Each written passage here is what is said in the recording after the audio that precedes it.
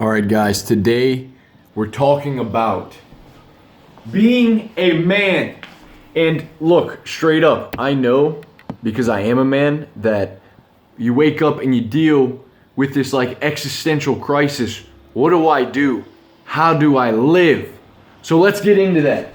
And first off, I want to look at how we've been conditioned, okay? Growing up, there was plenty of wars. Most of us are young men, teenagers are in our 20s. Some people say we're on the brink of World War III. I don't know how true that is, but many of us have lived in a society that tells us that men are supposed to be strong. And that comes from a very ancient part of men, is that being a man, you're more powerful than women for the most part, and you're capable of violence. Who goes out to fight wars? Men.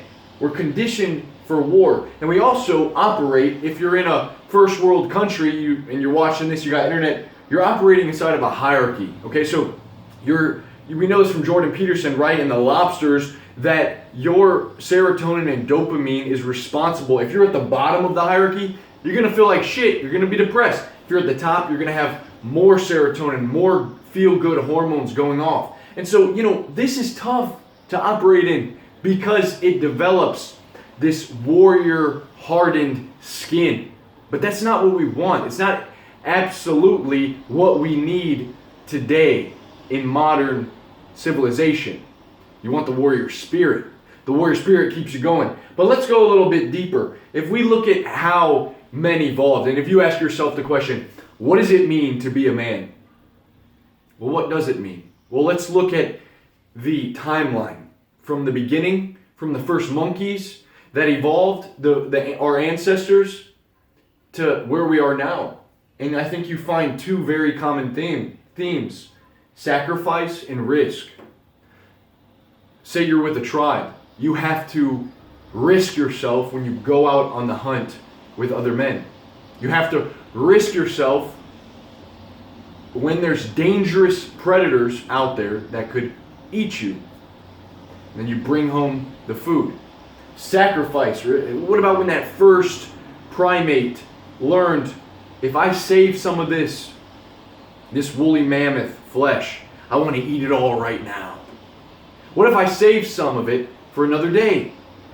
What if I give some to the tribe and I spread it out? Then I can have good relations and people will reciprocate with me. See, a wolf doesn't know sacrifice. It just eats it all. It gorges itself on its prey.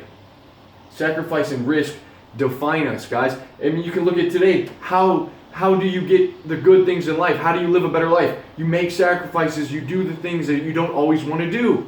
And you get out of your comfort zone. You take risk.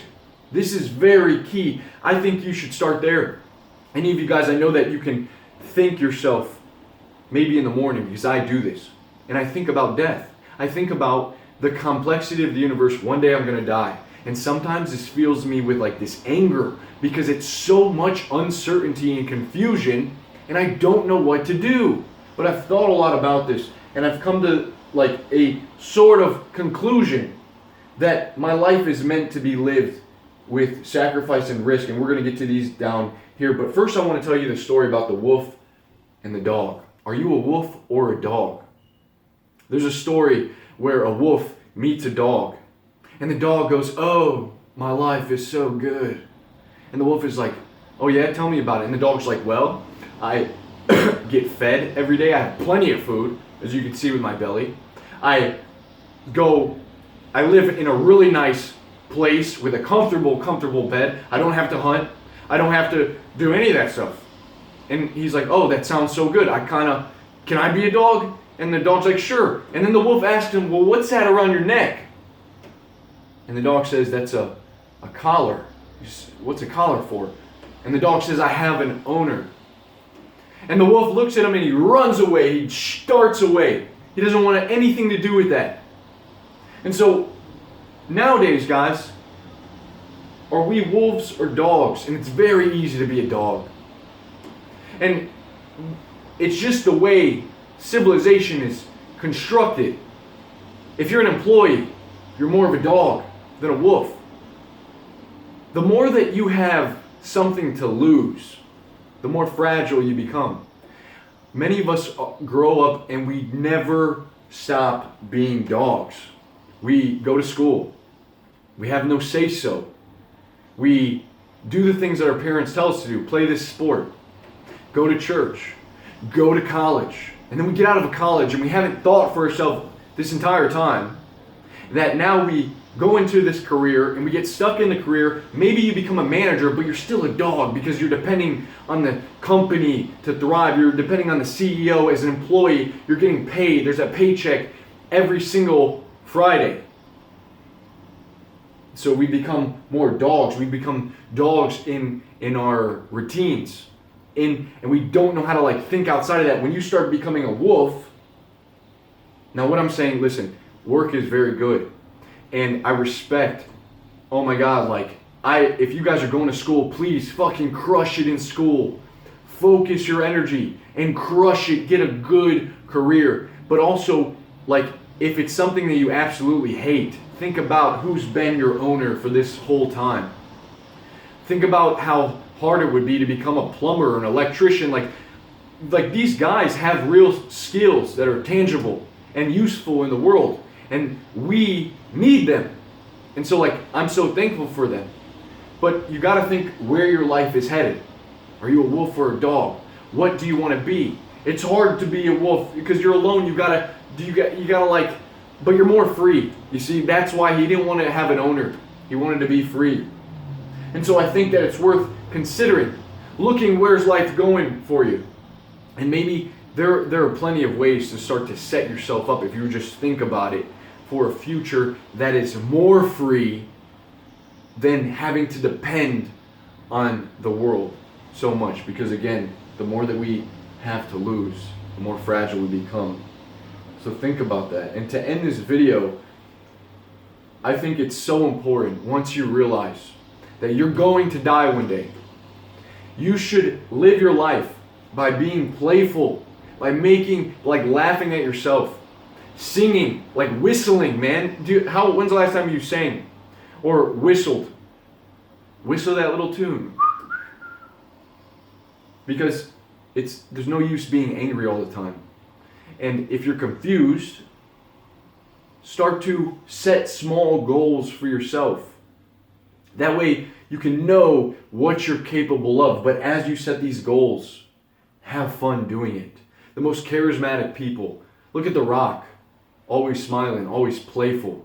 Russell Brand, right? Always cracking jokes, never taking things too seriously, never butthurt by someone's comment of him. He just reframes it and turns it around. I mean, that's genius. But it's so simple, it's childlike. You must become just like a child to enter the kingdom of heaven. It's in the Bible. The kingdom of heaven is now, man. This is all we know, right? This is our only life. And third, lift up others. Because other people are suffering just like you. All the dogs. All the people that are slaves, that are in their 40s, 50s, that are ready to retire and go to the beach and sip a few martinis, and then what the fuck are you going to do after 2 weeks? Once your whole life has been conditioned to just retire and get a wife and get kids.